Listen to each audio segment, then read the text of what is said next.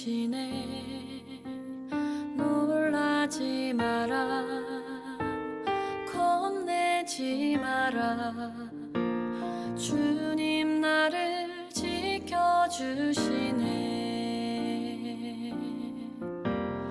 아무것도 두려워 말라. 주 나의 하나님이 8월 23일 주일 예배 하나님께 올려드리겠습니다.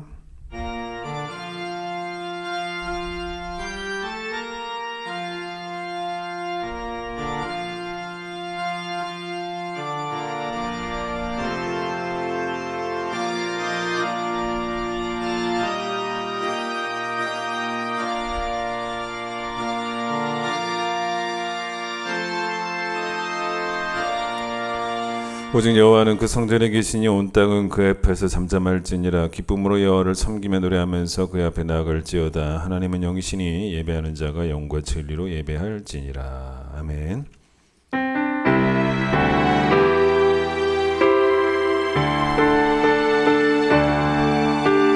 지존하신 주님 이름 앞에 모두 무릎 꿇고 다 경배해. 거룩하신 주님 보좌 앞에 엎드려 절하세. 예수는 그리스도, 예수는 주, 하나님의 영으로 경배드리리. 이 시간 우리의 모든 죄악을 주 앞에 고백합니다.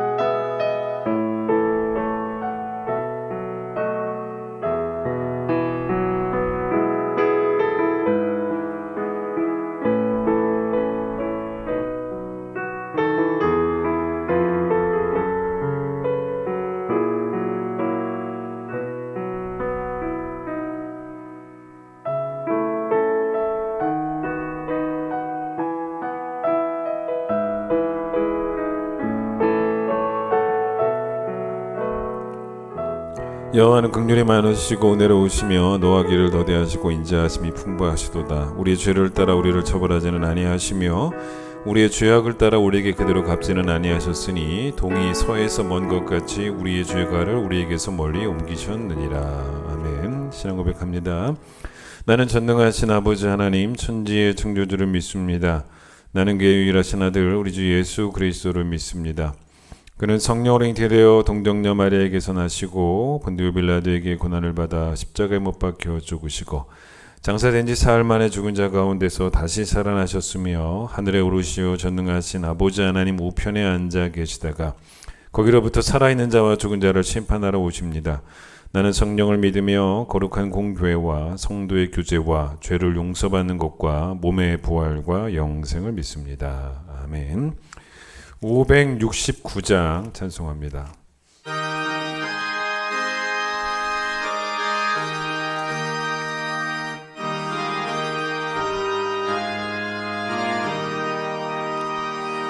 선한 목자 되신 우리 주 항상 인도하시고 푸른 풀밭 좋은 곳에서 우리 먹여주소서. 선한 목자 구세주여 항상 인도하소서. 선한 목자 구세주여 주여 항상 인도하소서.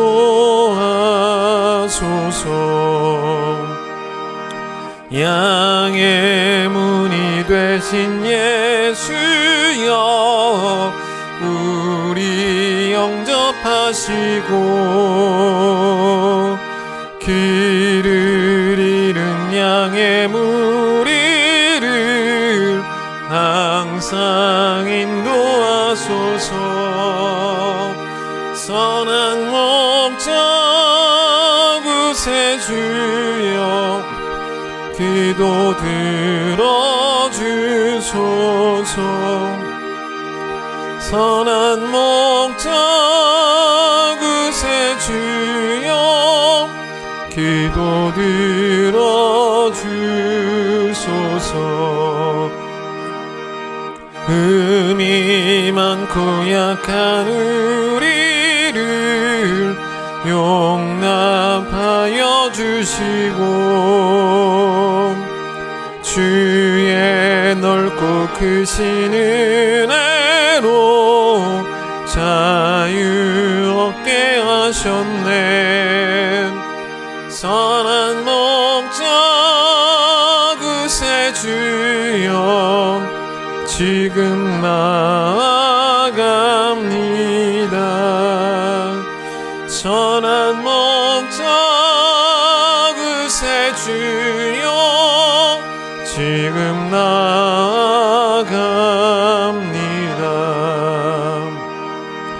일찍 주의 뜻을 따라서 살아가게 하시고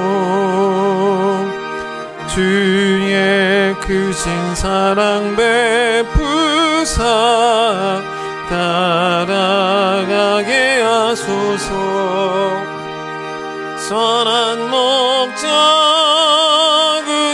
구세주여 항상 인도하소서. 선한 목자 구세주여 항상 인도하소서.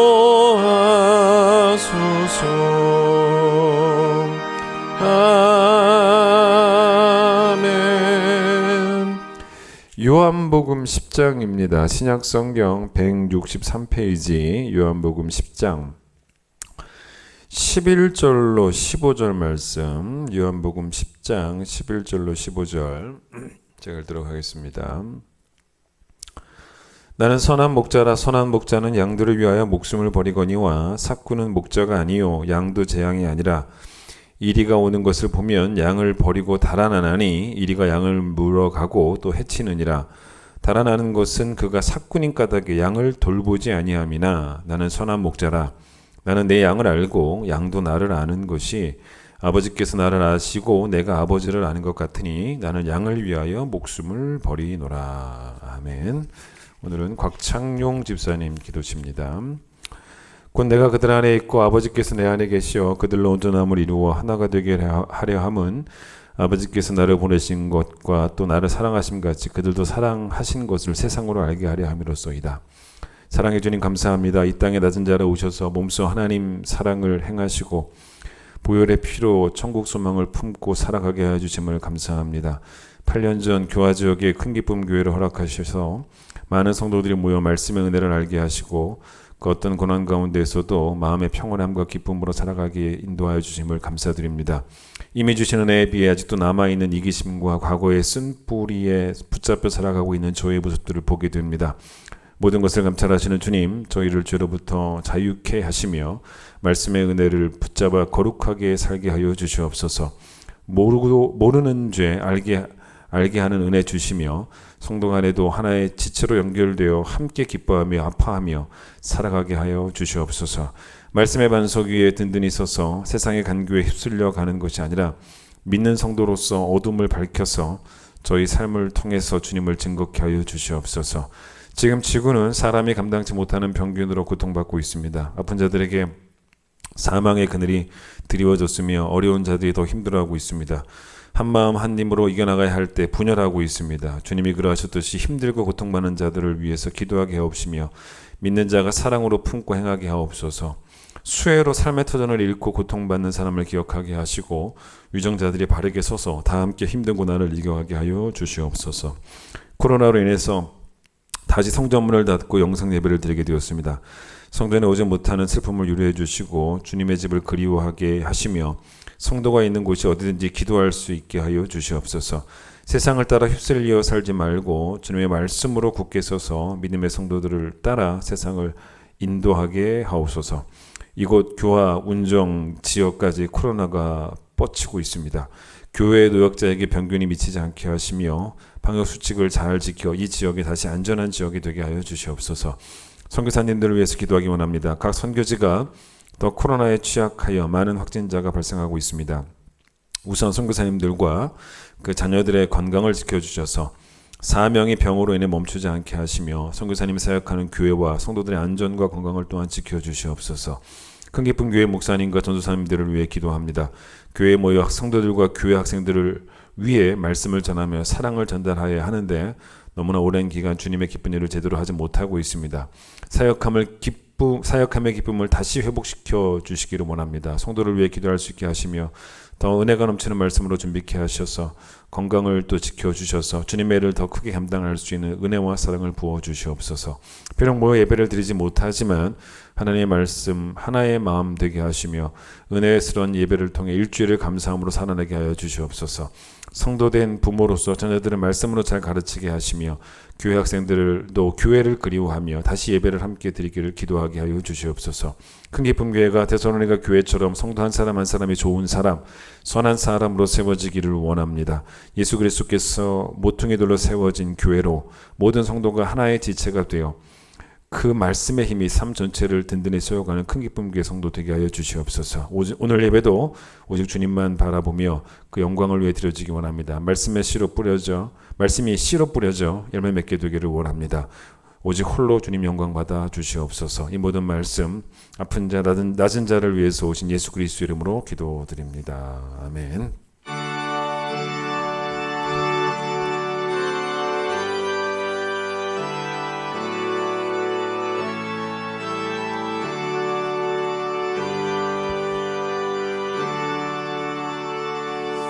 봉헌하겠습니다.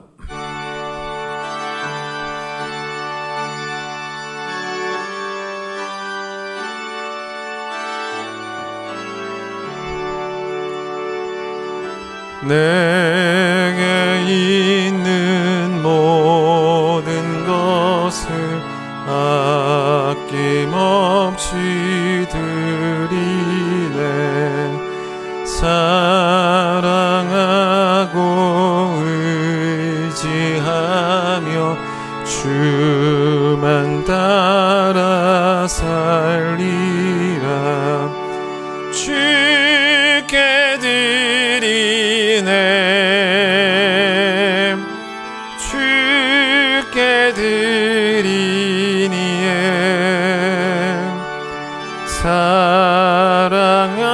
사랑하는 구주 앞에 모두 드리네.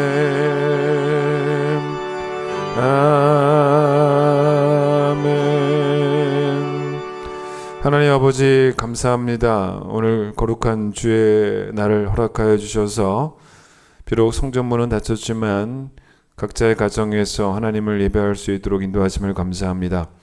우리가 어디에 있든지 간에 같은 설교 말씀을 듣고 또 같은 교회에 속한 또 지체로서 예배를 드릴 때 하나님께서 우리의 마음이 공허하지 않도록 하나님께서 큰 은혜로 우리의 속사람을 채워주시고 또 예배드리는 그 각 가정도 하나님께서 임재하시고 성령께서 친히 임재하시는 거룩한 주의 전이 되게 하여 주시고 말씀이 선포되어질 때 비록 방송을 통해 듣는 말씀이지만 성전에서 듣는 것보다 더한 감격으로 우리 마음속에 심겨지는 말씀의 씨앗이 될 수 있도록 주님 도와주셔서 오늘 모두에게 감격적이고 감사한 주일 예배가 되어질 수 있도록 축복해 주시옵소서. 오늘 주 앞에 귀한 예물 드립니다. 비록 온라인이지만 그래도 하나님께 예물을 드리고자 하는 마음으로 온라인으로 10의 1을 드렸습니다. 또 온라인으로 선교와 구제를 위한 헌금을 드렸고 감사 헌금을 드렸고 주정 헌금을 드렸습니다. 주님 기쁘게 받아주시고 또 흠양하여 주시며 하나님 제단에 거룩한 향기 되게 하여 주시고 또 우리의 삶 가운데 하나님의 은혜가 전달되어지는 또 귀한 복된 통로로 또 이 예물이 귀하게 사용되어질 수 있도록 은혜 주시기를 소망하며 예수님의 이름으로 기도드립니다. 아멘.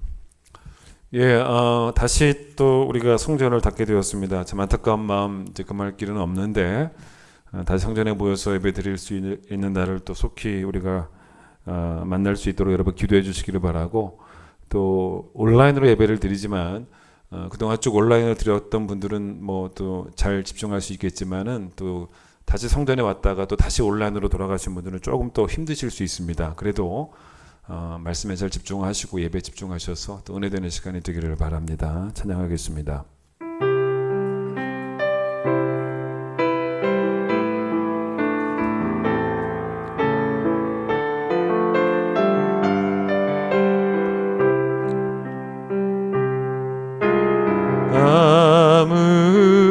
아무것도 두려워 말라 주 나의 하나님이 지켜주시네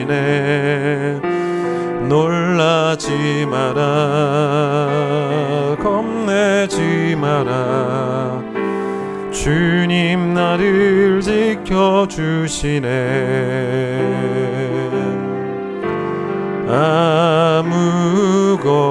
아무것도 두려워 말라 주 나의 하나님이 지켜주시네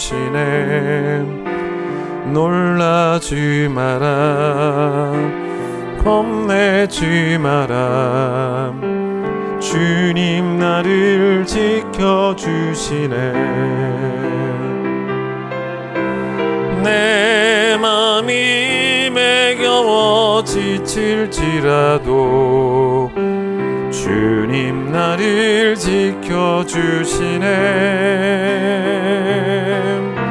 세상에 엄한 풍파 몰아칠 때도 주님 나를 지켜주시네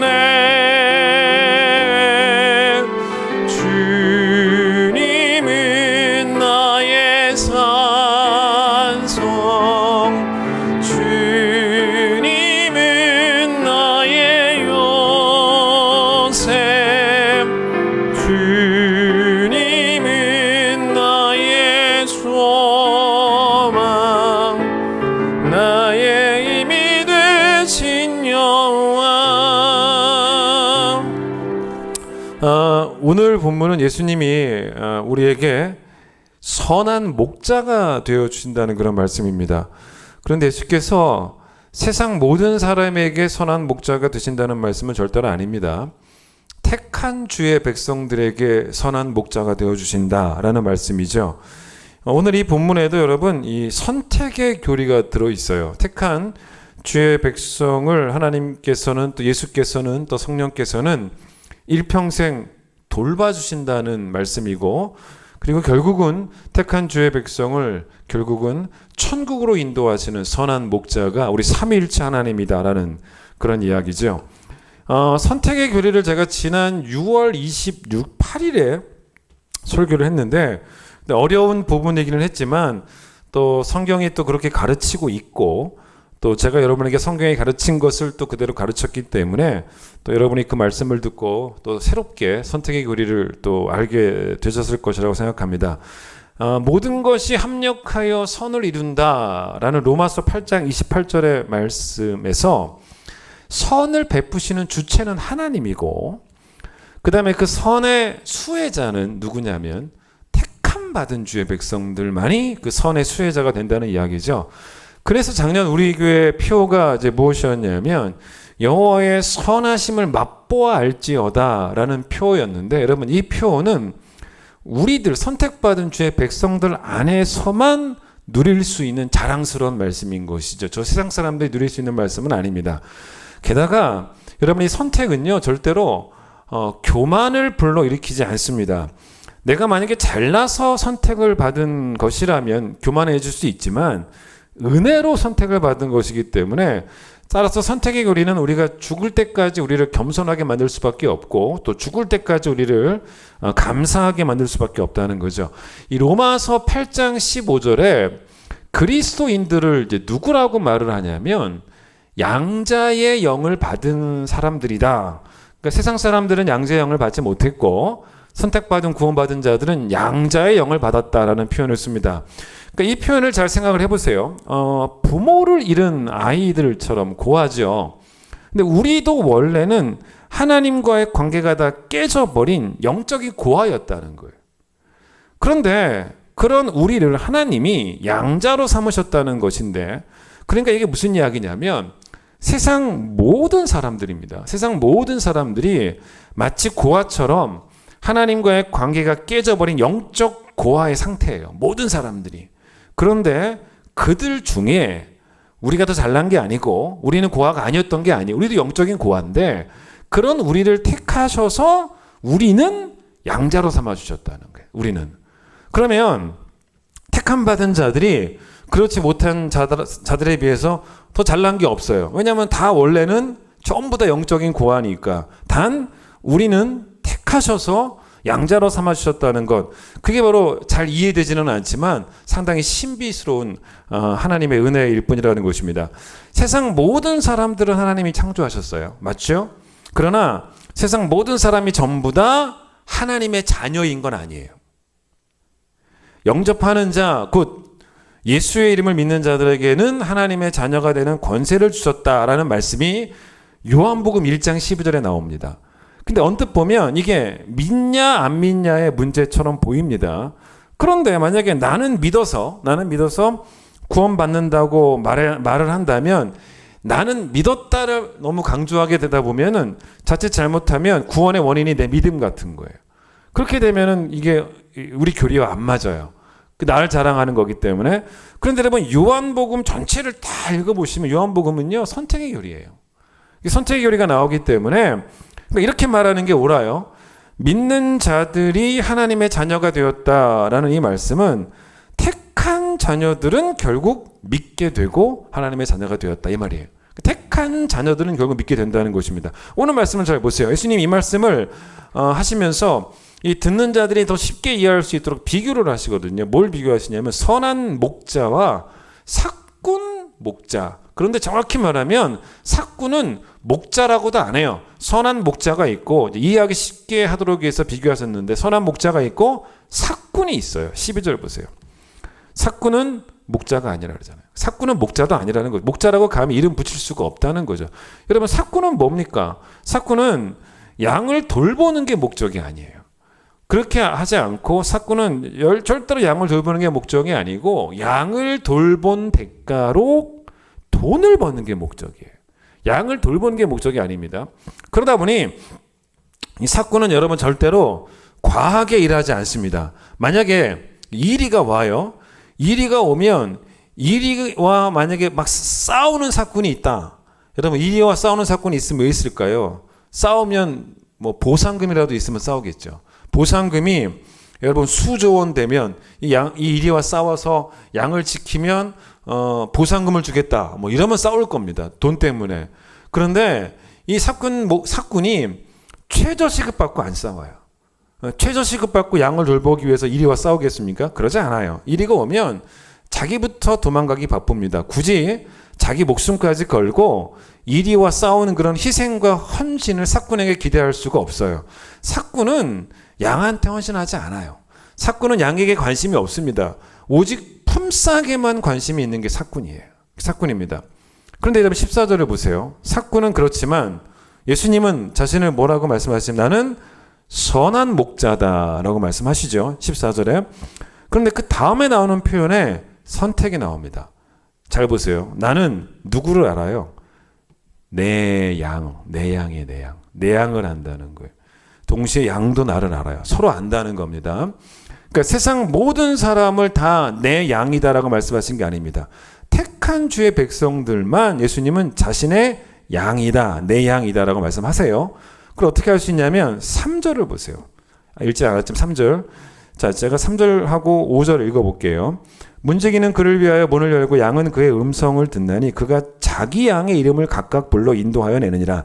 자기 양을 다 내놓은 후에 앞서가면 양들이 그의 음성을 아는 고로 따라오되 타인의 음성을 알지 못하는 고로 타인을 따르지 아니하고 도리어 도망하느니라.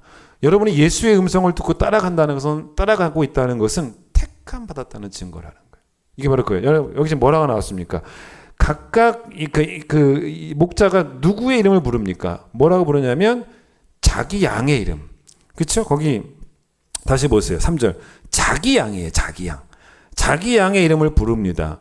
그런데 만약에 이게 이런 거예요. 주변에 다른 양떼들이 있어요. 근데 다른 양떼들은 아무리 이 선한 목자가 불러도 그 음성에 반응은 안 해요. 예수님 시대도 그랬지 않습니까? 그게 뭘 증명하는 겁니까? 택함 받지 않았다는 거예요. 택함 받지 않았다는 것입니다. 그들은 예수님의 양떼가 아니라는 거예요. 근데 반면에 예수님의 양떼들은 그 음성을 듣고 반응을 해요.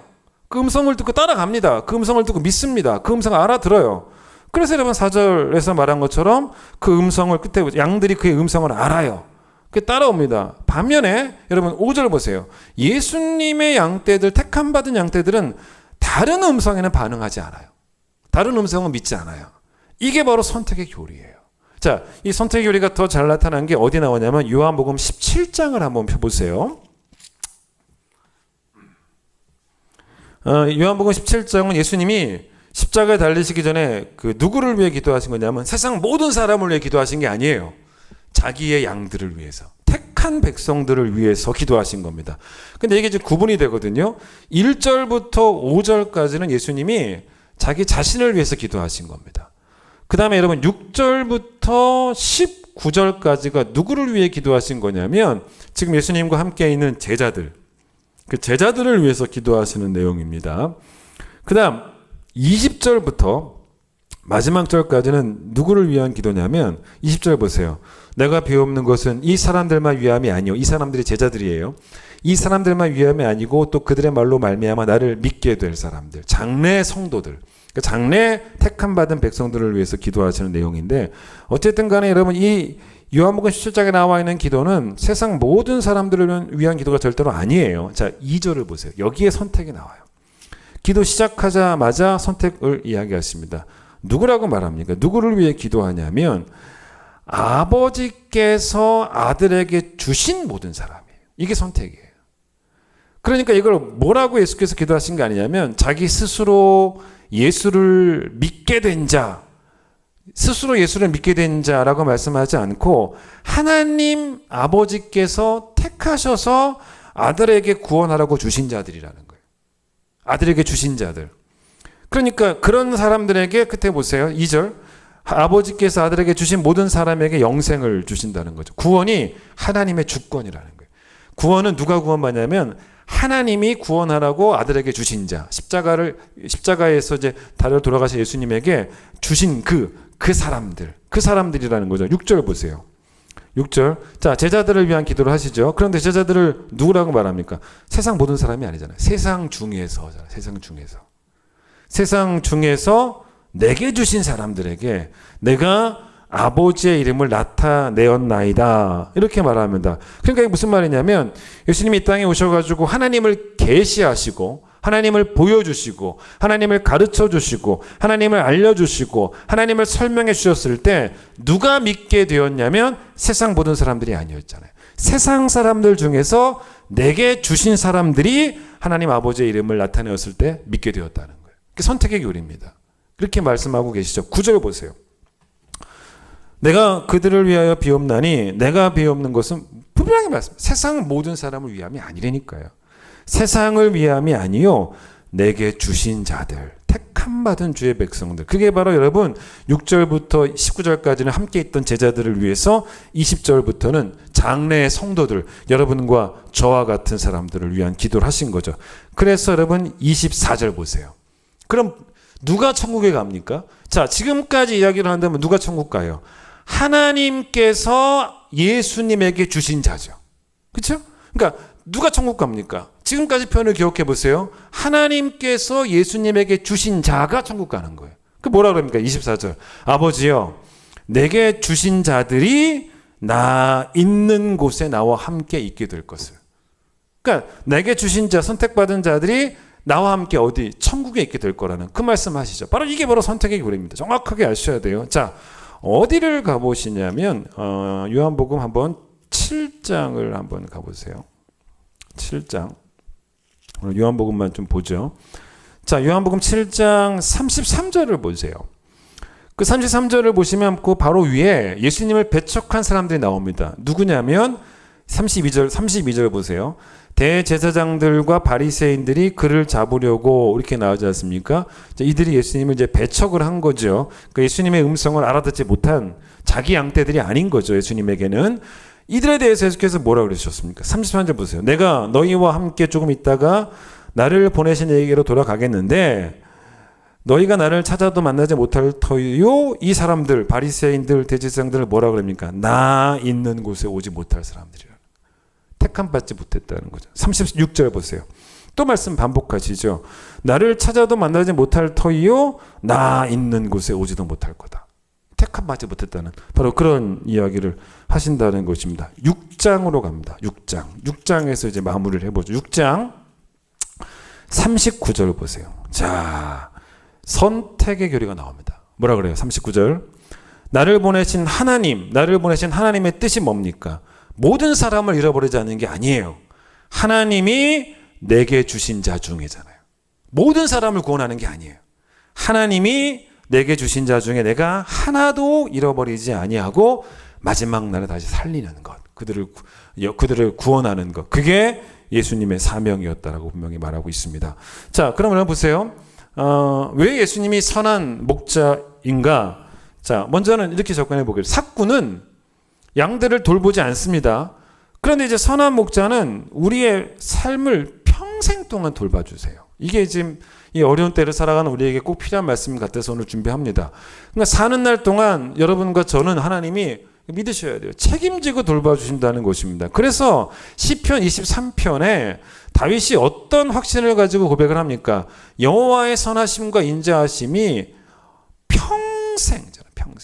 평생이라는 단어가 중요하죠. 평생 여호와의 인자하심과 선하심이 자기와 함께 하실 것이라고. 코로나가 있어도 여호와의 인자하심과 선하심은 택한 주의 백성들에게 함께 하실 것이라는 거예요.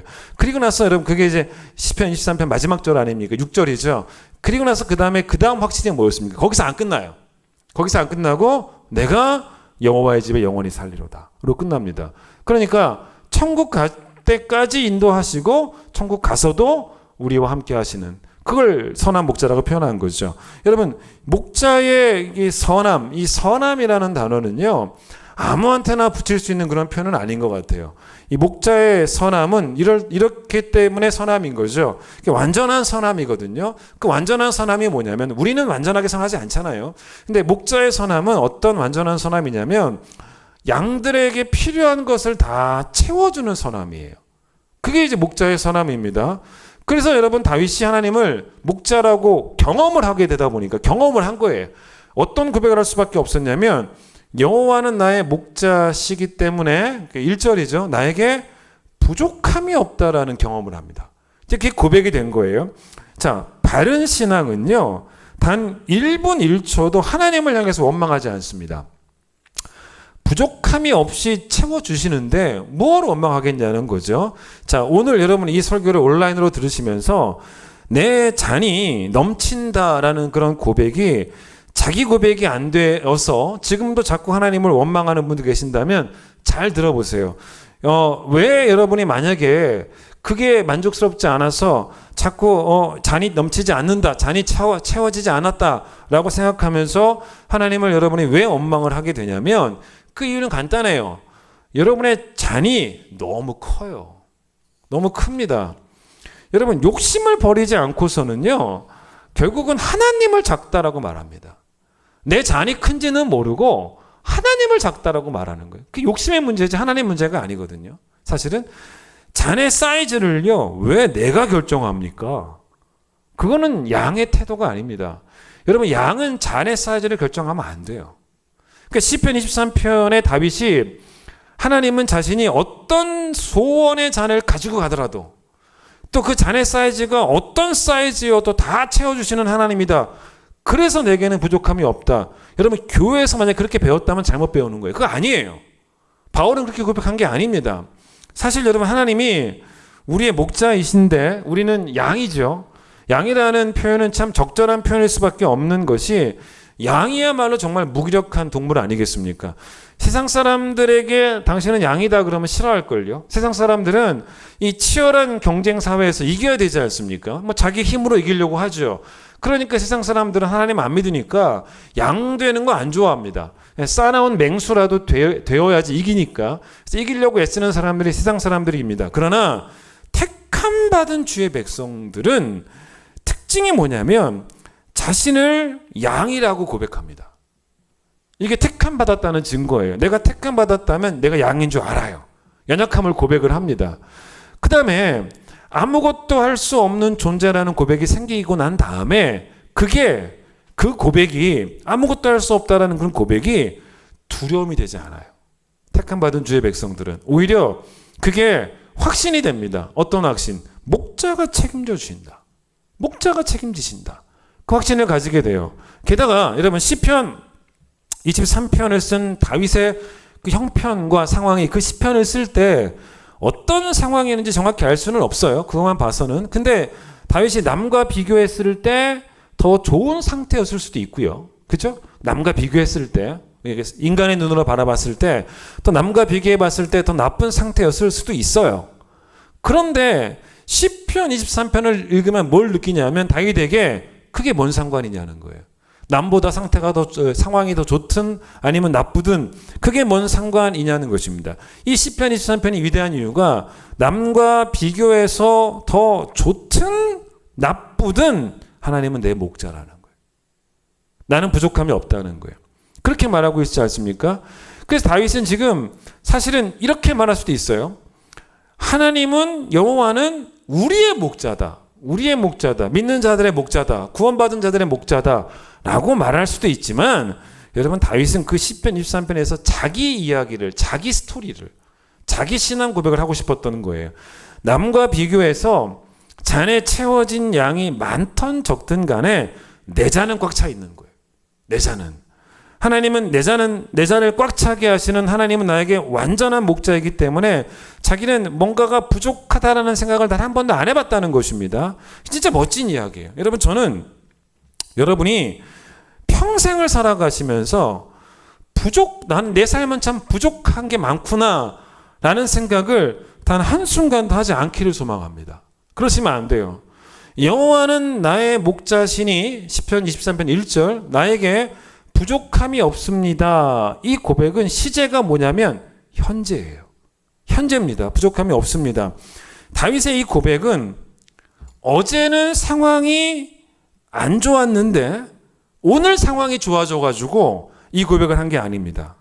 여호와는 어제 되게 좋은 분이었어요.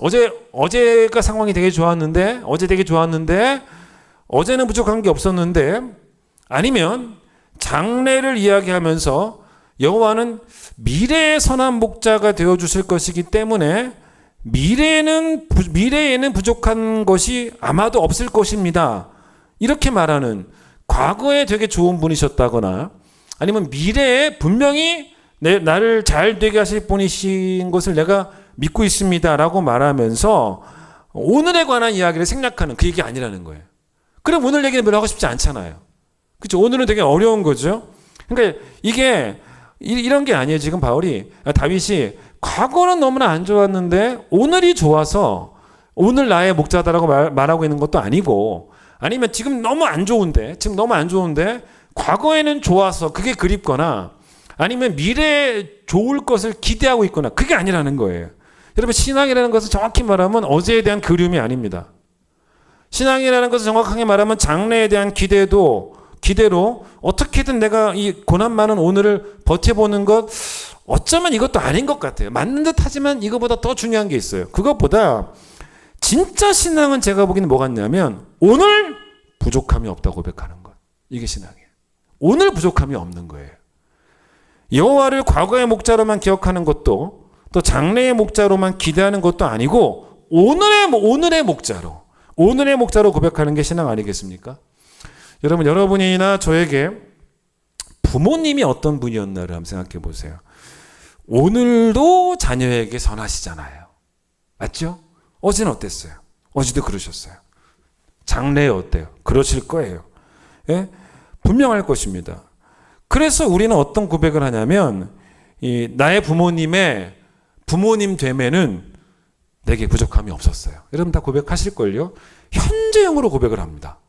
현재형으로. 과거도 아니고 미래도 아니에요. 사실 이제 저희 부모님 얘기를 좀 하면 제가 태어날 때부터 제가 목사가 되기를, 태어나기 전부터죠, 목사가 되기를 바라셨던 분들이 저희 아버지 어머니예요.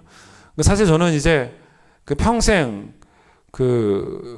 목사로 살아갈 인생이었는데, 그리고 저희 아버지 어머니도 지금까지 아들이 좋은 목사가 되기를 기도하시는 그런 분들이신데, 그래서 어릴 때는 누가 저에게 장래 희망이 뭐냐라고 물어보면 저는 1초도 주저하지 않고 목사님요 이렇게 말했던, 늘 그랬어요. 커서 뭐 될 거야? 목사님이요. 목사님이요. 뭐 이렇게 이야기합니다. 근데 그러다가 제가 이제 대학생이 되고 나서 영적으로도 많은 좀 고민들과 갈등이 좀 있었습니다. 그래서 제가 그때 어떻게 생각했냐면, 나 같은 게 뭘 목사냐, 난 목사할 수 없다, 목사 안 해야겠다, 하고 싶지도 않다, 뭐 이런 마음들이 대학생 때 많이 들었어요. 내가 목사가 되지 말아야겠다 스스로 결정했던 이제 그런 때였습니다. 제가 결정한다고 될 일은 아닌데 안 하겠다라고 결정을 했던 거죠. 근데 그때 가장 힘겨운 날들을 이제 보내신 분들이 당연히 저희 부모님들이었어요. 근데 그런데도 불구하고 늘 아들을 위해서 기도하셨죠. 제가 목사가 되기를, 하나님께로 돌아오기를, 이제 그런 마음으로 계속 기도하셨어요. 근데 지금 돌아보면요, 진짜 평생을 저에게 부모님은 한결같이 선한 분들이었습니다. 여러분도 그런 고백할 거예요. 아버님, 어머니 생각할 때마다. 근데 이제 그러다가 제가 이제 2001년에 다시 한번 목회자로의 하나님의 부르심을 제가 확인하고 신학대학원 입시 준비를 2001년에 했고, 제가 2002년에 장신대 신대원에 입학을 하게 됩니다. 그때도 누가 가장 기뻐하셨냐면 부모님이에요. 당연했겠죠. 그 다음에 제가 이제 2007년에 목사 안수를 받았습니다. 그때도 너무 행복하셨던 분, 가장 기뻐하셨던 분들이 저희 부모님이죠. 그리고 제가 2012년에 교회를 개척을 하면서 정말 담임 목사가 되었을 때, 그때도 당연히 저희 부모님이 제일 기뻐하셨습니다. 근데 사실 이제 개척을 하면서 어떤 마음이 있었냐면, 설령 성도가 우리 교회에 단 한 사람도 없어도 나와 우리 아내만, 이렇게 우리 애들만 같이 예배를 드려도 나머지 가족들은 끌어들이지 말자. 형제든 저희 누님이 둘 있거든요. 그래서 저희 누님도, 둘째 누님도 장신대 신대원 나오셨어요. 전도사로 사역할 수도 있었어요. 그때 그렇다고 제가 우리 교회 와서 해라, 이제 그러지 않았어요. 그럴 필요도 없고, 저희 부모님, 아버지, 어머니도 제가 목회에 끌어들이고 싶지는 않았습니다. 왜냐하면 저는 그렇게 개척교회라고 하는 이유로 온 가족이 함께 목회를 하다가, 심지어는 아버지 목사님과 아들 목사가 같이 목회를 하는 거의 그런 식이죠. 그렇게 하다가 저는 힘겨워지는 교회들도 많이 봤어요. 그건 저는 지혜롭지 않다고 생각을 했습니다.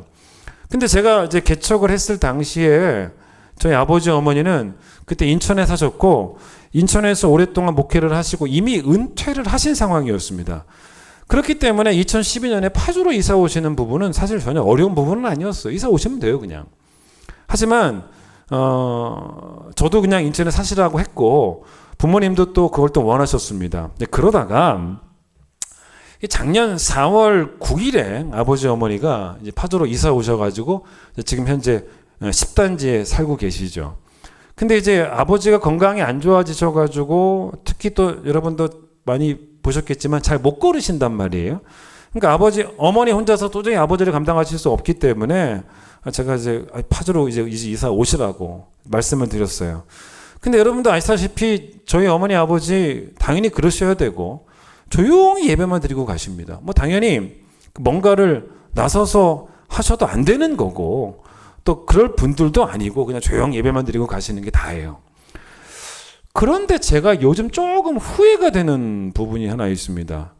아버지 어머니가 사실은 이제 파주에 오셔서 뭐가 좋으시겠냐는 거예요. 여러분, 파주가 살기 좋은 동네입니까? 여러분 대답 한번 해보세요. 인천도 살기 좋아요. 살기 좋은 동네 마찬가지입니다. 근데 파주에 오셔서 정말 아버지 어머니가 행복한 부분이 있다면 뭐겠습니까? 아들이 담임 목회하는 거를 그렇게 보고 싶어 하셨는데 지금 아들이 담임 목회를 하고 있으니 그거 보는 것만으로 얼마나 행복하시겠냐는 거예요. 그게 파주에 사는 보람이죠, 사실 어머니 아버지에게는. 근데 문제가 뭐냐면 제가 이제 이걸 후회하는 부분인 거예요. 저희 아버지가 그걸 온전히 다 누리거나 느끼지를 못하신다는 거예요. 그게 저는 안타까운 거예요. 어머니는요 너무 좋아하세요. 어머니 너무 행복해하시고 뭐 늘 저에게 칭찬도 해주시고 격려도 해주시고 막 그래요. 근데 아버지는 아무 말씀 없어요. 왜냐하면 지금 아버지는 그 심한 정도는 아니시지만 조금 치매 증상이 있으세요. 그러니까 몸도 100%는 아니시죠, 당연히. 근데 정신적으로도 100%가 아니세요, 아버지는. 그러니까 몸이 좀 약해지셔도 사실 정신적으로만 100% 온전해지시기만 하신다면 아들 목사가 목회하는 것 보시는 것만으로도 파주에 사는 보람이 있죠. 행복하신 거죠. 그러면서 아들 목사에게 선배 목사로서 목회는 이렇게 하는 것이다 라고 충고도 해 주실 수 있고 가르쳐도 주실 수도 있고 그러실 텐데 그 부분이 지금 잘 안 되시는 거예요. 그래서 제가 이제 지금에서야 드는 후회가 때늦은 후회지만 후회가 있다면 조금 더 일찍 모실 걸. 정신적으로 더 좋으실 때 모실 걸. 그런 후회가 들기는 해요. 어쨌든 아무리 생각해 봐도 그래도 저희 부모님은 저에게 늘 선하셨고 그래서 저는 지금도 나의 부모님은 내게 선한 분이십니다라고 현재형으로 고백을 할 수 있다는 겁니다. 거기에는 장래에도 그럴 것이라는 확신이 있는 거예요. 저는 여러분에게 목자 되신 하나님이 목자 되신 예수 그리스도가 목자 되신 성령님이 삼위일체 하나님이 나를 부족함 없이 살게 하시는 분이라는 흔들림 없는 그 고백을 현재형으로 주시는 분, 현재형으로 주시는 분이 삼위일체 하나님 되기를 기도합니다. 그게 필요한 거예요. 케냐에 가면 이문미 선교사님이라고 계십니다. 이분이 이제 하는 이야기를 제가 들은 적이 있어요. 이분이 이제 뭐라고 말씀하시냐면 그 이분의 선교지가 케냐인데 그 케냐에서 이분의 이름이 유니스예요. 유니스. 근데 이분이 지금 케냐 리무르라고 하는 동네에 살고 계시는데 거기는 주로 티필드, 그러니까 차밭이 있는 그런 동네입니다. 그런데 무슨 말씀하시냐면 선교사님 이렇게 걸어가시면 아래에서 밑에서 꼬마들이 선교사님을 이렇게 올려다본다는 거예요. 그 자기네 교회 주일학교 아이들이라는 거예요. 근데 당연히 선교사님을 알아보는 거죠. 목사님을 알아보고 이제 그러면서 그 아이들이 뭘 하냐면 선교사님을 부르는 거예요. 뭐라고 부르냐면 유니스 이렇게 부른다는 것입니다. 이렇게 올려다보면서 선교사님이 지나가면 애들이 막 유니스라고 부릅니다. 목이 터져라 부른다는 거예요. 근데 얼마나 선교사님 이름을 간절하게 부르는지 그런데 그렇게 유니스라고 부르면서 자기들에게 뭘 달라고 요구하지 않는다는 거예요. 그냥 유니스라고 이름만 부른다는 것입니다. 그런데 선교사님 알아요. 뭘 아냐면 애들이 유니스라고 부르면 뭘 아시냐면 얘네들이 신발이 없구나. 맨발로 다니는구나. 내가 쟤네들 신발이 없는데 신발을 사줘야겠다. 그런 생각이 든다는 거예요. 또 애들이 불러요. 유니스 부른다는 거야. 저 녀석들이 쟤네들이 오늘 밥을 하루에 한 끼밖에 안 먹었구나. 배가 고프겠구나. 빵을 사줘야겠다. 유니스도 부른다는 거야. 쟤네들이 학교가 없는데 내가 정말로 많이 후원금이 모아지고 돈이 모아지면 학교를 좀 지어줬으면 좋겠다. 이런 선한 생각이 자꾸 든다는 거예요. 그런데 이 아이들이 그 어떤 아이도 자기를 유니스라고 부르면서 유니스 신발 없어요. 신발 사주세요. 이런 애들이 없다는 거예요. 유니스 배가 고파요. 빵을 사주세요. 이런 애들이 없다는 거예요. 근데 그 아이들이 자기 이름을 딱 부르는 순간 선교사님은 쟤네들이 지금 뭐가 필요한데 그런 선한 생각이 막 들어온다는 거예요. 여러분 그러면 선교사님이 하신 말씀이 결론이 뭐였냐면 우리도 주여라고 부르라는 거예요. 여러분 사실 기도라는 것을 너무 어렵게 생각하지 마십시오. 여러분이 어디에 있든지 간에 물론 여러분 기도는 성전에 와서 하면 좋지요. 성전은 기도하기에 참 좋은 공간은 맞습니다만 여러분 지금 어떻습니까? 성전이 닫혔어요. 여러분 오고 싶어도 못 오는 상황 아닙니까?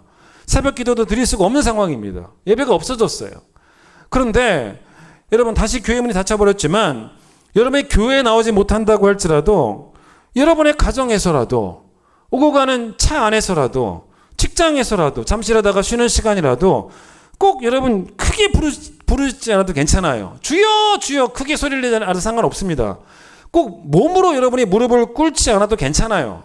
어디든지 간에 소리를 내지 않고 몸으로 무릎을 꿇지 않아도 여러분의 심령의 무릎을 꿇고 여러분의 심령 가운데서 하나님을 향해서 선한 목자 되신 하나님을 향해서 주여 주여라고 간절히 부르짖으라는 거예요. 그렇게만 해도 되는 게 이유가 뭔지 아십니까? 왜 그러냐면 물론 여러분이 주여 주여라고 부르짖으면서 여러분에게 필요한 것은 하나님에게 다 말씀드리는 것도 기도예요. 맞아요. 그렇게 기도해도 됩니다만은 주여 주여만으로도 기도가 되는 이유가 뭔지 아십니까?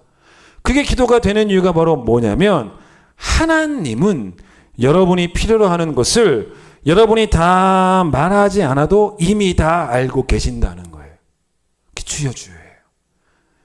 왜냐하면 그분은 여러분과 저를 너무나 사랑하시는 목자이시기 때문에 택한 백성을 사는 날 동안 책임져 주시는 오늘도 현재형의 목자이시기 때문에 주여 주여가 기도가 되는 거예요. 그것만으로도.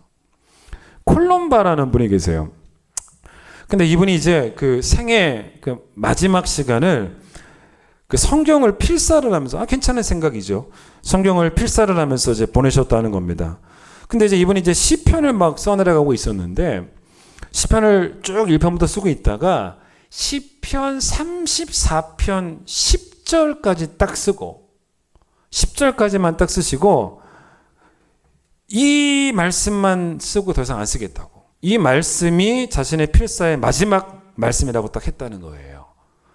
왜 그랬냐면 11절부터는 어떤 말씀인지 들어보세요. 11절 다윗의 시예요. 너희 자녀들아 와서 내 말을 들으라. 내가 여호와를 경외하는 법을 너에게 가르치리로다. 그러니까 다윗의 시인데 다윗이 젊은이들에게 11절부터 여호와를 경외하는 법을 가르치겠다라고 말하고 있어요. 그러니까 이제 콜롬바라는 분이 뭐라고 말한 거냐면 이 부분은 내가 필사해도 되겠지만 나보다는 자기 자녀들이 후손들이 이어가면서 11절부터는 필사하면 좋겠다라는 생각을 해서 10절까지만 딱 쓰고 그만뒀다는 거예요. 자, 그것도 그거지만 그런데 물론 11절부터 후손들이 쓰면 좋겠다 해서 끝내긴 했지만 10절에서 끝낸 이유가 또 하나 있어요. 10절이 자기의 평생을 말하고 있더라는 거예요. 10절을 딱 쓰다 보니까 이게 자기 평생이라는 거예요.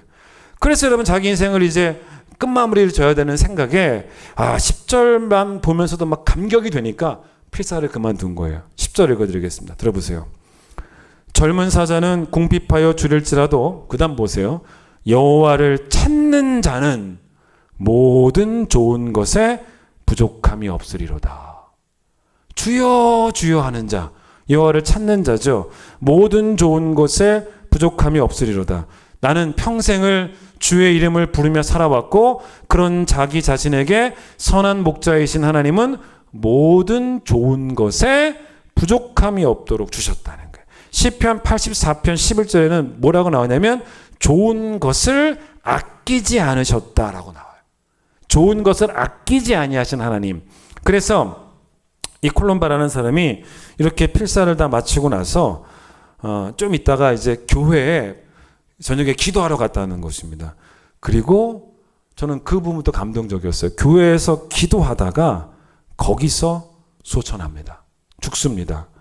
뭐였겠습니까? 마지막까지 주의 전에 가서 무슨 기도했겠습니까? 마지막 호흡도 은혜로 주셔야 되는 거예요. 주님을 부르면서 마지막 호흡까지 달라고. 이 호흡도 주셔야 된다고. 마지막 호흡을 필요한 거잖아요. 그게 필요한 호흡 아니겠습니까? 주여 주여 부르면서 그 호흡까지도 하나님께 공급받고 수천한 것입니다. 여러분 하나님은 잘 들어보세요. 택한 백성에게 시편 34편 10절 모든 걸 주세요. 그 말은 진짜 모든 것 다 주신다는 말이 아니고 모든 좋은 것이라고 했을 때 내게 필요한 모든 거죠. 내게 필요한 모든 게 사실은 좋은 겁니다. 좋은 거죠. 그러면 여러분 이게 어떻게 접근을 해야 되냐면 내게 필요한가 필요하지 않은가는 사실 내가 판단할 부분이 아니에요. 내 판단을 믿으면 안 됩니다. 그건 하나님의 판단이에요. 다 똑같이 안 주시는 이유가 뭐냐면 모든 사람에게 똑같이 필요하다고 생각하시지 않는 거예요. 그러니까 여러분 저 사람에게는 주시고 내게는 안 주신다라고 생각했을 때 내 판단에 매여 있으면 안 돼요. 적어도 그건 내게는 필요하지 않다는 하나님의 생각입니다. 그런데 우리가 경험해야 되는 하나님의 은혜가 뭔지 아세요?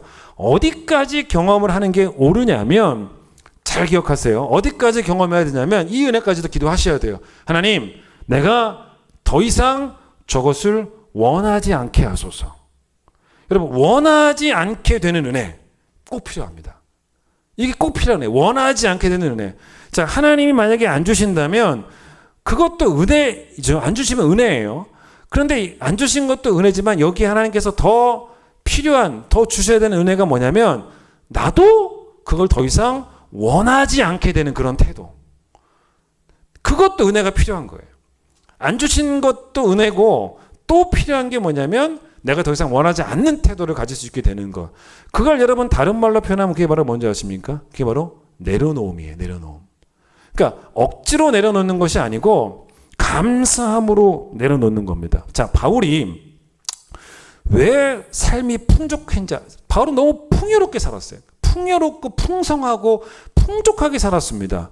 근데 그게 왜 그러냐면 모든 걸 다 받아서 풍족했던 게 아니에요. 바울이 풍족한 삶을 산 비결 중에 하나가 뭔지 아십니까? 세상 누구와도 비교해도 아실 것이 없을 정도로 진짜 세상 좋은 모든 것을 다 받아서가 아닙니다. 그게 아니고 바울이 풍족한 삶을 살 수 있었던 결정적인 비결은 뭐냐면 그가 자족하는 법을 배웠다는 거예요. 여러분, 자족은 만족이죠. 그런데 그 자족의 다른 말이 뭔지 아십니까? 내려놓음이에요. 내려놓는 거예요. 그러니까 자족은 뭐냐면 남이 부럽지 않은 거예요. 남이 부럽지 않으려면 내게 더 이상 원하지 않는 마음이 생겨야 되는 거예요. 내가 계속 원하는데 하나님이 안 주세요. 그러면 자족이 안 돼요. 그럼 하나님이 원망스럽습니다. 그럼 인생이 풍족하지가 않아요. 여러분, 바울이 모든 걸 다 원하는 걸 다 받아서 풍족했던 게 아니라니까요. 자족은 내려놓는 거예요. 내려놓은 것입니다. 더 이상 원하지 않는 거예요. 나는 원하지 않아. 이러면 마음이 싹 해결돼요. 내려놓음이 없으면 절대로 만족이 없습니다. 여러분, 하나님이 모든 좋은 것을 다 주신다는 것을 어제의 하나님, 장래의 하나님, 그것만이 아니고 오늘의 하나님으로 누리고 사는, 오늘의 하나님을 누리고 사는. 게다가 오늘 이제 마지막 결론이 뭐냐면 이 하나님이 어디까지 선한 목자이신 줄 아셔야 돼요. 우리는 오늘 선한 목자임을 고백하라고 했죠. 그런데 하나님이 어디까지 선한 목자이시냐면 모든 걸 다 우리에게 좋은 걸 다 주시지만 이제 마지막 결론입니다. 무엇까지 주셨냐면 바로 하나밖에 없는 외아들까지, 예수 그리스도까지 택함 받은 백성들을 위해 주셨다는 겁니다. 오늘 본문 보세요. 오늘 본문 요한복음 10장을 보세요. 여기에 그 내용을 담아냅니다. 거기 뭐라고 말하냐면 지금 말하는 이야기가 이제 오늘 이 본문의 절정이에요. 자, 삭구는 이리가 오면 자기 목숨을 구하려고 양들을 버리고 도망갑니다. 근데 14절 보세요. 나는 선한 목자인데 15절 끝에 보세요. 나는 내 양을 위하여 뭘 버린답니까? 목숨까지 버릴 정도로 선한 목자다라고 말씀하십니다. 자, 이렇게 생각해 보세요. 이제 이게 이렇게 결론합니다. 하나님이 우리가 사는 날 동안, 사는 생명이 있는 동안 모든 좋은 걸 다 주세요. 믿으시죠? 집에서 아멘 하세요. 네, 믿으시죠? 그런데 이게 이런 거예요. 다 주시는데, 다 주셨는데, 다 주실 것이고, 만약에 하나님 입장에서는 내가 다 줘도 아들은 못 주겠다. 아들은 너무 하나님도 소중하니까 하나님이 우리에게 다 다 주셔도 아들만 안 주시면 어떻게 되는지 아십니까? 선한 목자이신 하나님이 우리를 사는 날 동안 인도하시는 거예요. 시편 23편 6절 뭐라 그래요? 내 평생에 하나님의 선하심과 인자하심이 나를 따라와요. 딱 거기까지만 고백하는 거예요. 그 다음에 안 나와요. 그 다음에 뭡니까? 내가 여호와의 집에 영원토록 살리라. 이 고백이 안 나오는 거예요. 여러분, 그러면 하나님은 완전한 선한 목자가 아니에요. 거기까지 책임져 주시지 않으면 완전한 선한 목자일 수가 없어요. 선한 목자가 되는데 결정적인 문제가 있는 것입니다. 자, 선한 목자이신 예수께서 우리를 평생 돌보시는데 만약 다 하셨는데 십자가에서 자기 목숨을 주시는 일을 아까워하셨다면, 그거는 못 하셨다면, 안 하셨다면, 여러분, 예수로 말미암는 구원이 우리에게 있겠습니까? 없어요. 그래서 여러분, 제가 처음에 말했던 로마서 8장의 말씀처럼 하나님이 택하신 백성에게 베푸신 것 중에 최고의 선이 바로 뭐냐면 영생이죠. 이걸 성경이 어떻게 접근을 하냐면 잘 아셔야 돼요. 다른 거 다 주시는데 아들은 못 주시는 하나님. 이럴 수도 있잖아요, 사실은. 아들은 아까우니까. 다른 거 다 주시는데 아들은 못 주시는 하나님이 아니라 성경의 접근으로 성경에 나온 표현으로 여러분의 사고가 되고 생각이 되고 믿음이 되셔야 돼요. 여러분의 확신이 되셔야 되고 여러분의 자족의 근거가 되셔야 돼요. 여러분의 자족의 근거는 뭐가 되어야 되냐면 다 주셨는데 아들은 못 주신 하나님이 아니고 아들까지 주셨는데 다른 것은 왜 안 주시겠냐는 거예요. 이게 성경의 접근이에요. 이게 여러분의 자족의 근거가 되셔야 되는 거예요. 로마서 8장 찾아보고 마치겠습니다. 로마서 8장을 한번 펴보세요. 자, 제가 로마서 8장 28절을 제가 읽어드렸죠. 자, 28절 한번 봐보세요. 우리가 알거니와 하나님을 사랑하는 자 곧 그의 뜻대로 부르심을 입은 자들에게 모든 것이 합력하여 선을 이룬다. 최종적이고 가장 완성된 아름다운 가장 최고의 선이 영생이라 그랬습니다. 그래서 여러분 영생을 설명하려고 30절에 보세요. 또한 미리 정하신 선택이죠. 그들을 또한 부르시고 부르신 그들을 또한 의롭다 하시고 의롭다 하신 그들을 또한 영화롭게 하셨다. 선택 아니겠습니까? 그래서 여러분 이걸 이야기합니다. 그런데 이 이야기를 다시 28절 보세요. 우리가 알거니와 이 우리는 누굽니까? 택함 받은 주의 백성들만이에요. 다른 사람들은 몰라요. 택함 받은 자들, 하나님의 음성을 듣고 목자의 음성을 듣고 따라간 사람들, 그 사람들만 안다는 것입니다. 자, 그런데 여기 우리라는 표현을 쓰지 않았습니까? 그런데 32절을 보세요. 이 이야기 바로 뒤에 나오지 않습니까? 여러분, 이게 우리의 믿음이 되셔야 돼요. 우리의 자족의 근거가 되셔야 되는 거. 뭐라 그럽니까? 그런데 자기 아들을 아끼지 아니하시고 우리 모든 사람을 위하여 내주신 이가 어찌 그 아들과 함께 모든 좋은 것을 우리에게 주시지 않겠냐.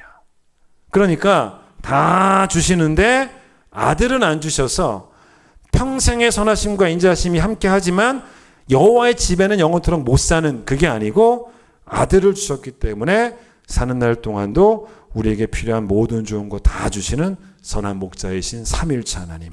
여러분, 이 말씀이 우리에게라고 말했을 때 우리 모든 사람을 이 우리라고 말했을 때 바울은 2000년 뒤에 파주에서 읽고 있을 우리에게도 말하는 거예요. 우리에도 포함되는 거예요.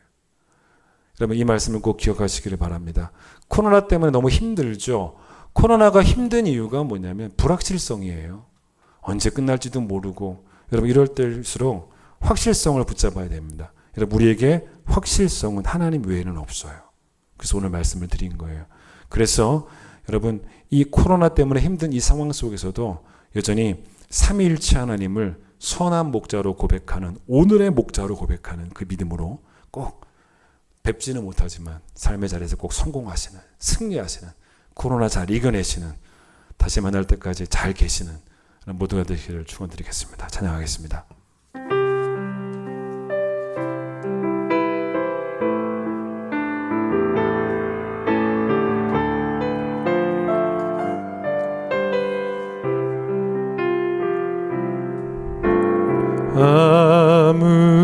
아무것도 두려워 말라.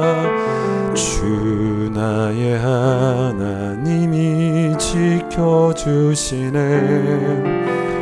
놀라지 마라, 겁내지 마라. 주님 나를 지켜주시네.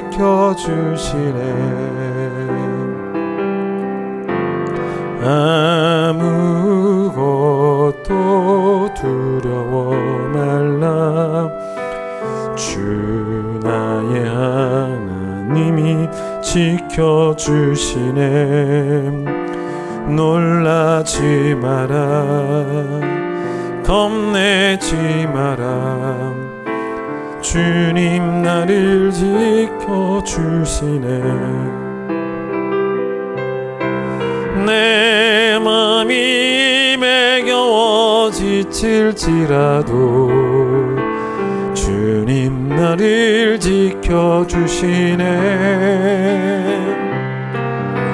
세상에 험한 풍파 몰아칠 때도 주님 나를 지켜주시네.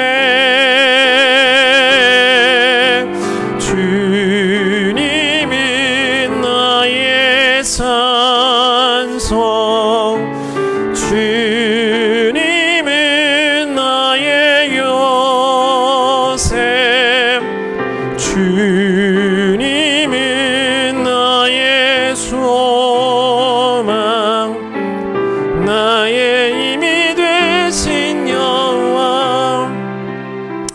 여러분 꼭 얼굴을 만나고 대면하고 사랑할 수 있는 건 아니니까 비대면으로 사랑할 수 있지 않습니까? 제가 오늘 여러분에게 숙제 하나 드릴게요. 오늘 설교 들으시고 예배 끝나고 나서 여러분 사랑하는 여러분의 성도들에게 주변에 있는 여러분 또 친구들에게 문자 하나 넣어주세요. 딴 거 넣지 마시고 시편 34편 8절하고 10절 다시 한번 읽어드릴까요? 8절. 너희는 여호와의 선하심을 맛보아 알지어다. 그에게 피하는 자는 복이 있도다. 너희 젊은 사자는 궁핍하여 줄일지라도 여호와를 찾는 자는 모든 좋은 것에 부족함이 없으리로다. 문자 하나 넣어주세요. 얼마나 좋아요. 그리고 여러분의 남편에게, 여러분의 아내에게, 여러분의 자녀에게 집에서 이렇게 읽어주지 마시고 문자로 보내세요. 그것도 멋지잖아요.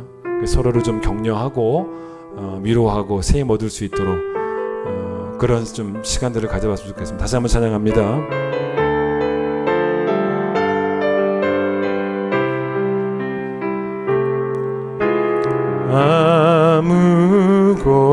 아무것도 두려워 말라. 주 나의 하나님이 지켜주시네. 놀라지 마라, 겁내지 마라. 주님 여러분 이 찬양을 자주 부르세요. 여러분 마음속에 힘을 줄 것입니다. 아무것도 두려워 말라. 주 나의 하나님이 지켜주시네. 놀라지 마라, 겁내지 마라. 주님 나를 지켜주시네. 내 맘이 매겨워 지칠지라도 주님 나를 지켜주시네. 세상에 험한 풍파 몰아칠 때도 주님 나를 지켜주시네.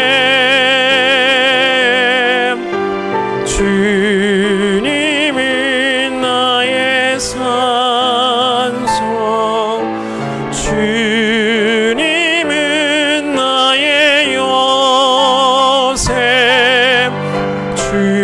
주님은 나의 소망, 나의 힘이 되신 여호와. 주님은 나의 산성, 주님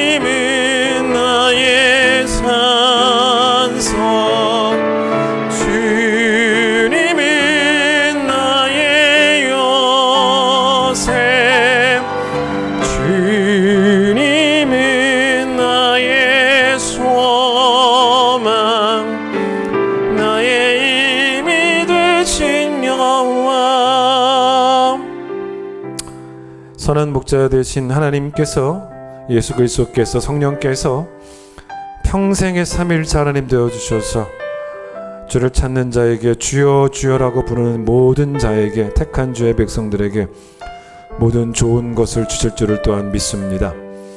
하나님께서 아들까지 주셨는데 우리에게 필요한 모든 것 주시지 않겠습니까?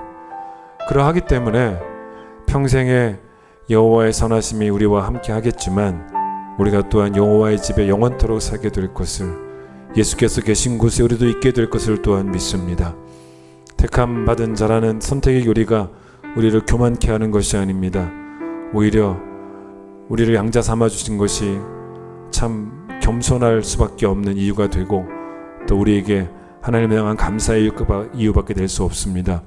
코로나라고 하는 모든 이 불확실성 가운데 우리가 붙잡을 수 있는 확실성은 하나님 외에는 없습니다. 하나님 안에서 우리 영혼이 쉼을 얻을 수 있도록, 특별히 코로나로부터 우리 온 성도들이 안전할 수 있도록 특별한 은혜를 우리 모든 성도들에게 부어 주시옵소서. 이제 주님의 놀라우신 은혜와 하나님의 사랑과 성령의 역사하심과 교통하심이 오늘 방송을 통해 예배드리는 온 성도들 위해, 우리 어르신들과 특별히 우리 자녀들 위해 함께 하시길 간절히 축원하옵나이다. 아멘.